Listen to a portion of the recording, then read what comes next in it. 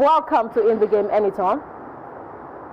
Thank you for having me. It's a pleasure to be in the game. It's great to have you. It's great to have your thoughts, have you share your thoughts concerning the Super Eagles and how they are preparing for that international friendly against Russia.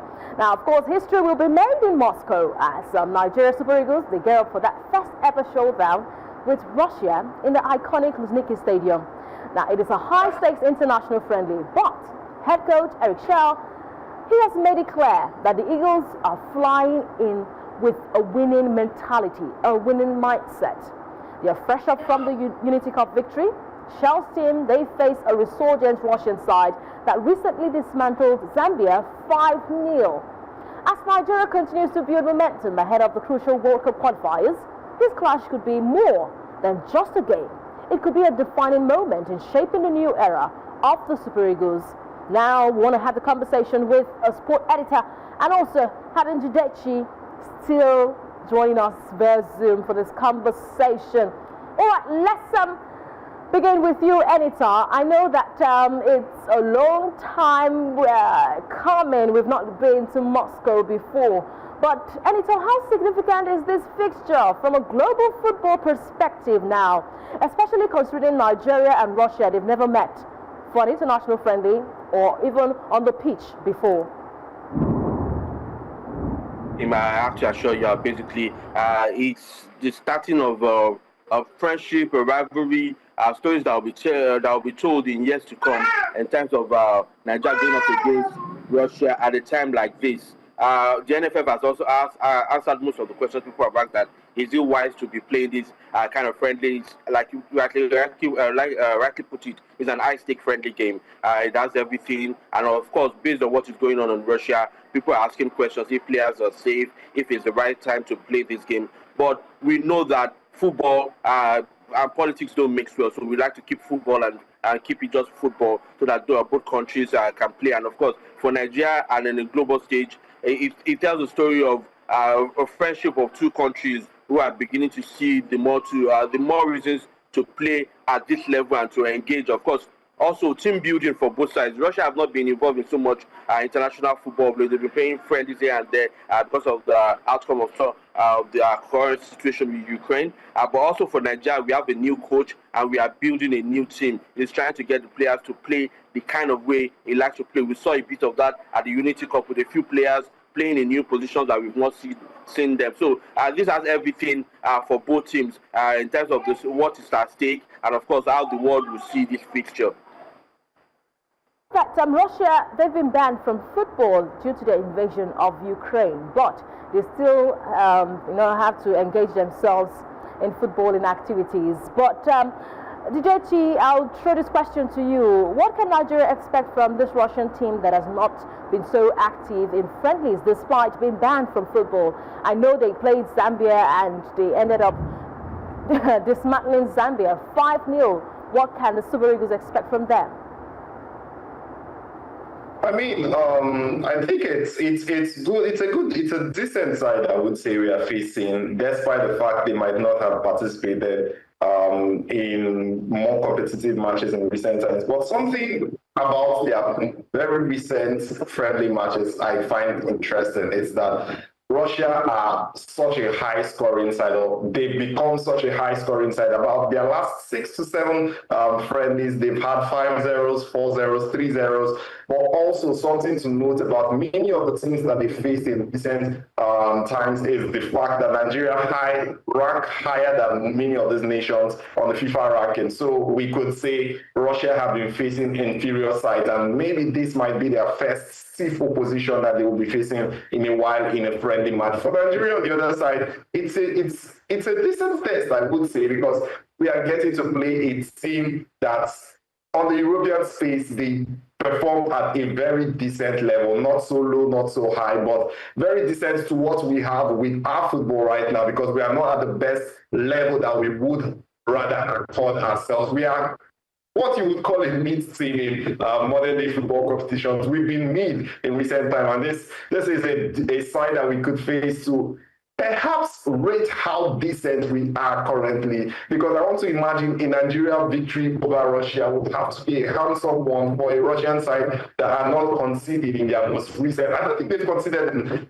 about 4 or 5 of their last friendly matches. It's been clean sheets all along that they've been able to keep. And imagine us coming from the Unity Cup, where we were able to muster 4 goals. Prior to the Unity Cup, we did struggle to win in the FIFA World Cup qualifiers. We won just one of the 2 matches, conceded a goal in the other one, and we're going against a team that are very great in keeping clean sheets. Well, again, I also need to note that these are teams that are lowly ranked, lower than Nigeria on the FIFA rankings, but still doesn't mean the fact that they are able to keep clean sheets in their last 5 or 6 friendly games tell a story of a compact side. We are about to face a very compact side, possibly more compact than the matches we've had in our last 3 to 4 international breaks, or rather say international fixtures.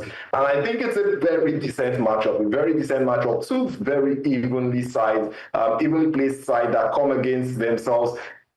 And I'm very curious how this one would end. I mean, it's easy to say, yes, Nigeria might be slightly better than Russia right now. But again, I need to let you know that Russia have been scoring, no matter how bad these sides might have been, they have been scoring. So we can particularly say in terms of pedigree, we are a better side than Russia. Of course, there are the names in the national team that would say are far better than the players in the Russian national team.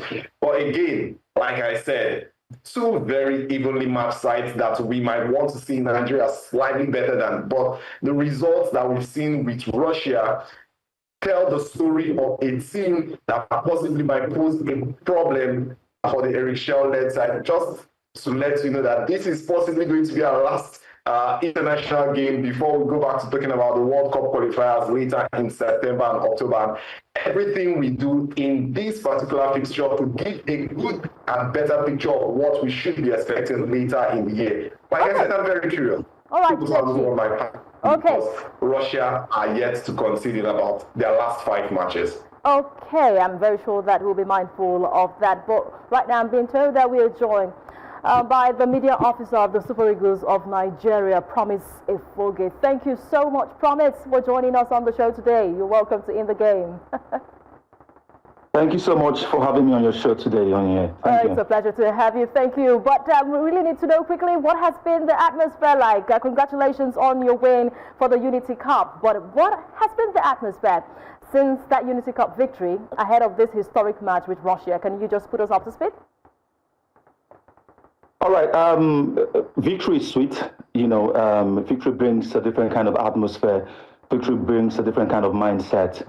Victory spurs confidence. Victory brings about belief, self-belief, and it changes mindsets, it changes approaches, and it brings a different kind of feel.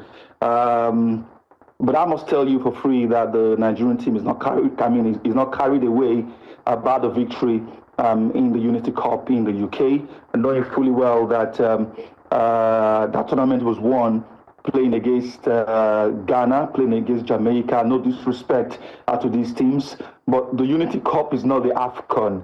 The Unity Cup is not the World Cup. But for Coach Éric Chelle, it is a step at a time. You win smaller things, and then you go on to win bigger things. And like the Bible will say, do not despise the days of little beginnings. And so that is the mindset from the coaching staff and the players. It was interesting to win that tournament in London. You could see how excited the players were because it was a difficult game against Jamaica, even though the Super Eagles did dominate that game from start to finish.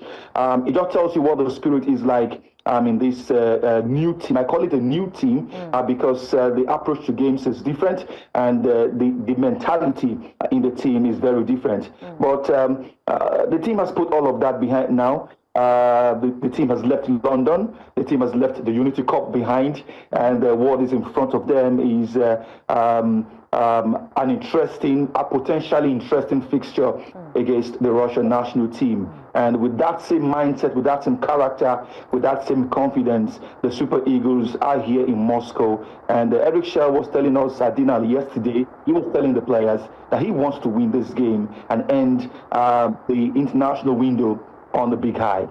All right, can you give us insight on the team preparations? We know that they are to begin training this evening, but just let's have your insight as the media officer, that is for the horse's mouth.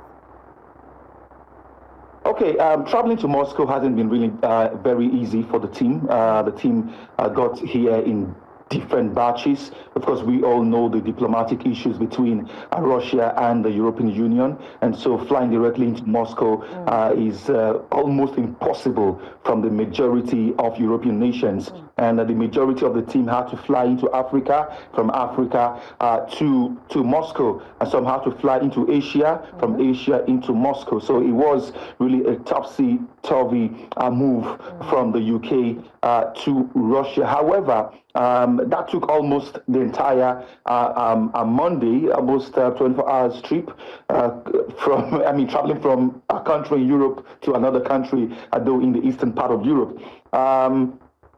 The coach had to allow the players rest yesterday, putting into consideration how difficult it was to get here. But like you mentioned earlier, training will begin today. As a matter of fact, the players are getting ready to get into the bus. In about 10 minutes, the team will depart their hotel here at Radisson Blu to the training ground, where they will be having their first training session preparatory to the game against Russia on Friday. A player is new in the fold. He plays here in Krasnodar. He plays here in Russia. He understands the terrain, and perhaps will be teaching us some of the languages and the food here as we go into today's training. All right, are there any updates you would like to keep us abreast with? Players, status, any updates? Camp update. Everyone is fine, no injury worries, except for the withdrawals, which of course we all know about. I sent out a story yesterday talking about the withdrawals, the likes of Kelechi Iheanacho, Samuel Chukwueze, who had to leave camp due to family. They had to go attend to some family matters. They are allowed to because, it's off season, and certainly at this time, when you've been in Europe playing all season, there might be a lot of things waiting for you at the end of the season to go sort out as far as the family is concerned. Stanley Wabali also had to go back to South Africa and then to Nigeria because he's got some family matters pending. Injuries to Wilfred Ndidi wouldn't make him be a part of the team for this one. But what we have in camp, Coach Chelle is very optimistic that he's got the right arsenal to do the business on Friday.